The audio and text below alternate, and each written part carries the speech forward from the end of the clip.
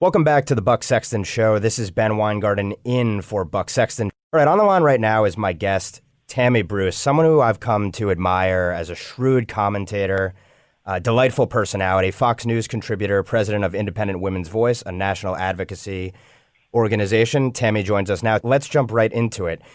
Now that we turn the calendar forward to 2019, clearly the horse race has started already, and there's just an amazing confluence of events going on in the world right now. On the one hand, you have a U.S. economy that in terms of growth, wage growth, GDP growth, unemployment rates being at lows not seen since the 60s, things look great. On the other hand, financial markets had a tumultuous 2018, and people are certainly concerned about that. On the national security side, you have a Chinese quote-unquote trade war and increasing hostility generally there. You have North Korea's supposed denuclearization, jumping out of Iran deal. There's immigration issues, cultural issues. And then, of course, there is the writ large resistance versus the Trump administration. Of all of these factors, what do you see being the most critical over the next 2 years?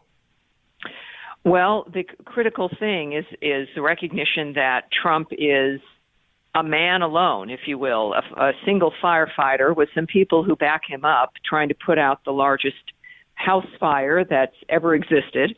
And it's going to take some time. I think the most critical thing is going to be President Trump remaining vigilant and focused on what his mission is. It was clear from the beginning. I mean, Trump is not a man who came from the outside and had no idea what was going on with government. So it was obvious, especially with who he's known through his life, what he was going to face. I think he's a bit of an idealist. I think to be a creative person in certain ways you have to be, but he also has had enough experience to know what he was going to be facing in all of this. I think the American people have been a bit more surprised at the depth of the revulsion of an outsider coming into the system, and that in some ways has been frightening because it indicates that the corruption of what's now been termed the deep state, which is the system, is perhaps deeper than we thought. We've seen behavior of the FBI and the DOJ, which has been shocking. And I think that part of this is because it indicates that there's a lot more that the establishment needs to hide than we realized. So the other reason why there seems to be so many things happening at once is that we finally have someone in the White House who is not invested in the system moving along as it has been. He's not invested in the status quo. So you might look at it as being that we had been effectively in a coma in a way, managed by machines, kept alive through a process. And we've had people give nice speeches and like no drama Obama. The system moved along in a predictable way. But underneath, as we saw at the end of the Bush administration, there were things happening that weren't discussed, that even they might not have been aware of. And so we had a massive financial collapse because the system was supposed to be moving smoothly. What's happening with Trump is that we've awoken from that coma. And so any activity is going to be unusual, and yet not necessarily unexpected. It's called life. And so the stock market is responding to activity. Trump is a man of action. And so things are occurring we're not used to because the previous presidents have not acted in a way that has engendered a kind of action that, of course, you get reactions to. And I think it's a good thing. It's a healthy thing. It's necessary as we are beginning to get back on our feet. We should expect this. And so I think the key element is for the president, and I think he knows this because he's been running a massive business, of course, most of his life, his adult life. So he knows about the back and forth. People in Washington don't like it, and the American people, we have two generations now who are unfamiliar with it. And I think the communication is going to be key, and him sticking with his priorities. I think the critical point that you make, and you make a number of critical points there, is the idea that the president is in some sense a party of one. And when people talk about the resistance and, like you said, the revulsion of our political class, it's actually not a partisan issue. It is a bipartisan issue, a bipartisan revolt against someone who would threaten the livelihood, the prerogatives, the credentials of those who have been, in a sense, the ruling class over time. What do you make of the sort of irony in all of this, that it took someone like a Trump to expose the fact that those in power would be willing to act in the most lawless, violating norms, going against the institutions sort of fashion of anyone? I think that when you look back on the photographs of President Trump, like with his marriage and the guests being Bill and Hillary Clinton, everybody knew Donald Trump, right? He was part of the system. There was, I think, a general understanding amongst the rich and powerful, and we do have that group of people. I want us all to become rich and powerful, of course. That I think either a direct understanding or a silent one, that everyone would go along and get along, that everyone would be benefiting based on a status quo, with the American people, though, becoming the collateral damage. And I think what they did not expect, and there's a term politically for people, even including like FDR, Franklin Roosevelt, of men and women who are traitors to their class, people who come out of a system and turn on that system that perhaps has rewarded them in the past because something has struck them. And Trump fits within that framework. He's a traitor to his class. Now, his class is, of course, the rich, the powerful, and those are the people that also then are supposed to understand and accept the nature of what has been going on. His crime is that I think he fell in love with the country. At first, it was perhaps a genuine the effect of what we were all experiencing of the government having gone kind of haywire, the direction that it was going in with Barack Obama.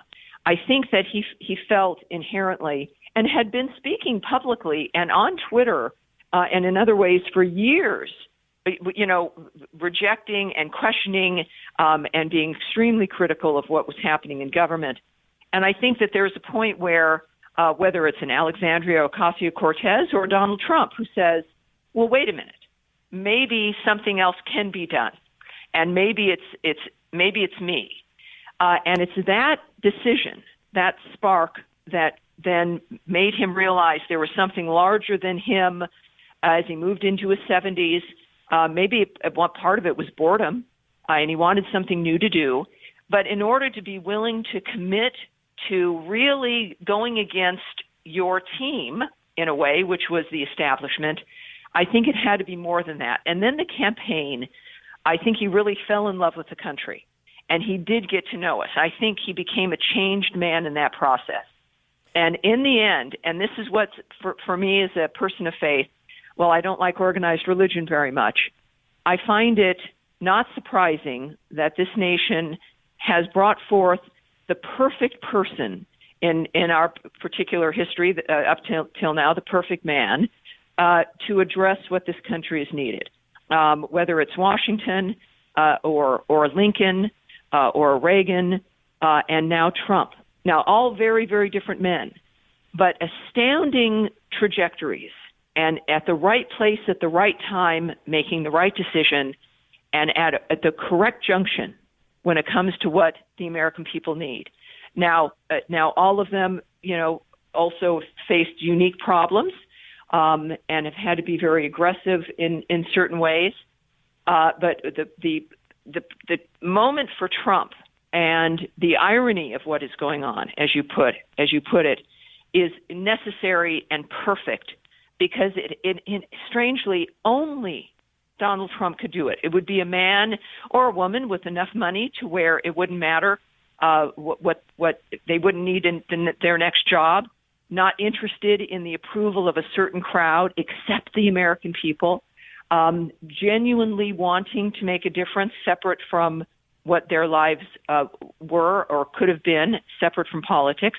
The difference between Trump, of course, and the other men I mentioned, with the exception perhaps of President General Washington, is the lack of obviously Reagan and Lincoln politicians, consummate politicians. But clearly the kind of person America creates in a romantic, deliberate, kind of creative, almost reckless way of moving into the future. But this country system requires that kind of boundless optimism and willingness to face the monsters, to fix the future.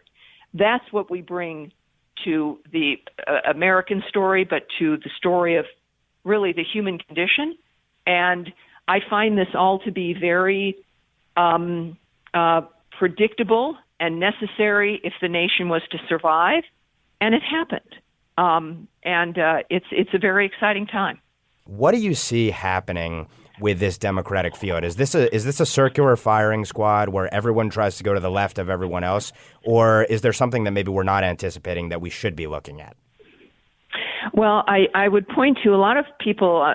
The Democrats like to point to Connor Lamb, who positioned himself as a centrist and all of that, and they said, well, that's the kind of Democrat who can win.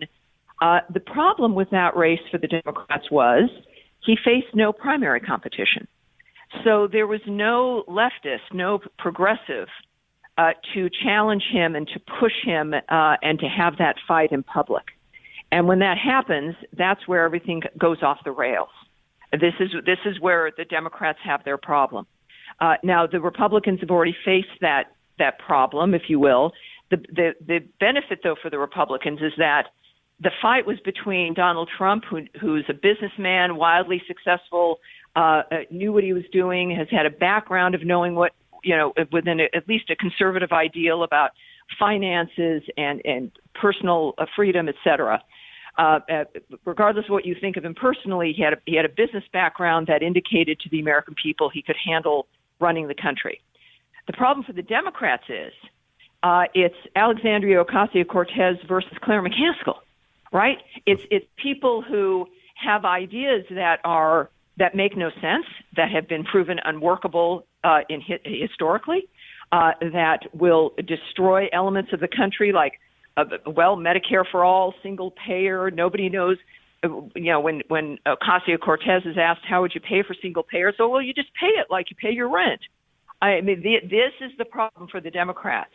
And I think that this is what they're really going to find, and they're already trying to set up and limit the number of debates and how public these kinds of arguments will go. But that's what's going to be problematic of how far to the left certain candidates get pulled in that fight, and really, in fact, who might win or who become, who is that shorter lineup of the Democratic nominees. And whether or not the American people will look and say, this does not look good. I've equated this as being like sending the Hindenburg to pick up the passengers of the Titanic. That's what the Democrats offer. Like, which vehicle are you going to want to get on with them? And this is where the president, of course, and I believe that they'll be able to do this, is articulate to the American people, because the legacy media won't do it, what has been working. What still needs to work. I think it's unfair that he's been attacked for not accomplishing everything he promised in 2 years. He is a man alone, effectively, creating historical change. But for the Democrats, and I'm still a Democrat, a registered Democrat in California, regular grassroots Democrats they want normal governing. They also care about their families. They care about, they want to make sure they've got somebody who knows what they're doing. And they want something new. They don't want Hillary. We know that because they don't want what has been.